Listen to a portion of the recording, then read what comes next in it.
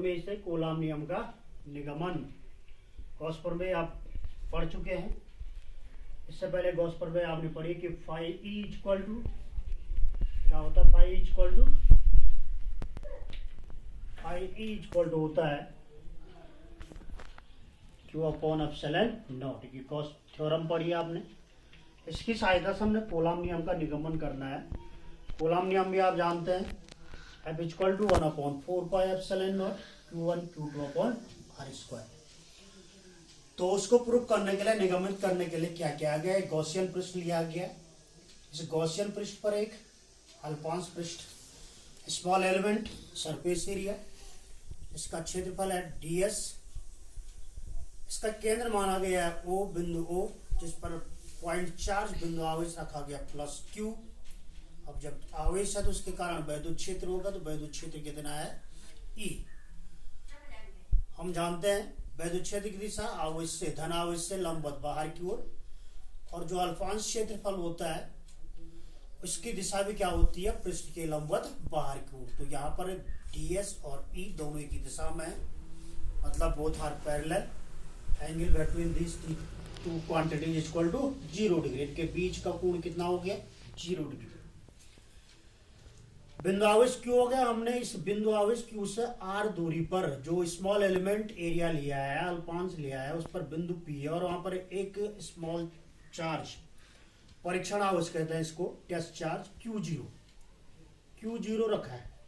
परीक्षण आवेश का मतलब आवेश के Q0 से डिनोट करते हैं आवेश की सबसे सूक्ष्मतम मात्रा या सबसे छोटा जो आवेश होता है उसको कहते हैं परीक्षण आवेश, टेस्ट चार्ज। ठीक है, तो पूरा पृष्ठ गॉसियन पृष्ठ हो गया है। इसका एक छोटा अल्पांश हो गया ds। तो जैसे हम गॉस प्रमेय पढ़ी उसी तरह ये भी है, ds से गुजरने वाला फ्लक्स T फाई इक्वल हो जाएगा E dot ds cos theta, क्योंकि theta equal to 0 degree. Theta का मतलब angle between vector E and vector ds, अर्थात electric field intensity and small element area. तो cos 0 इक्वल हो जाएगा क्या 1, डी फाई इक्वल टू बचा E D S, phi equal to integration D phi E uniform है, uniform का मतलब एक समान, इसलिए इंटीग्रेशन से बाहर आ जाएगा, सबके लिए समान है। इंटीग्रेशन हो गया आपका ds। इंटीग्रेशन का मतलब समाकलन, समाकलन का मतलब सारे पृष्ठ का आकलन। तो सारे पृष्ठ का आकलन का सरफेस हो गया, पूरे पृष्ठ का सरफेस हो गया आपका s। Integration ds equal to s, और गोलीय पृष्ठ है गॉसियन पृष्ठ, तो इसका क्षेत्रफल होता है 4 pi r square.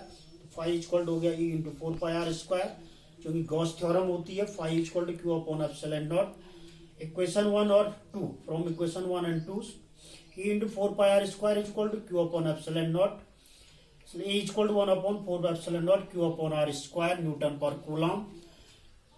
Distance between point charge and test charge, point charge का मतलब हो गया बिंदु आवेश, और Q टेस्ट चार्ज का मतलब हो गया Q0। इन दोनों के बीच की दूरी है स्मॉल r। तो E बराबर होता है F अपॉन Q। यहाँ पर टेस्ट चार्ज रखा तो F अपॉन Q0, E की वैल्यू रखी, यहाँ से पुटअप किया 1/4 epsilon 0 Q upon r square equal to F upon Q0। इसको क्रॉस मल्टीप्लाई कर दिया तो F equal to 1/4 pi epsilon 0 Q0 बटे r स्क्वायर, इतना न्यूटन। तो ये हो गया कूलॉम नियम, समझ गए? ठीक है।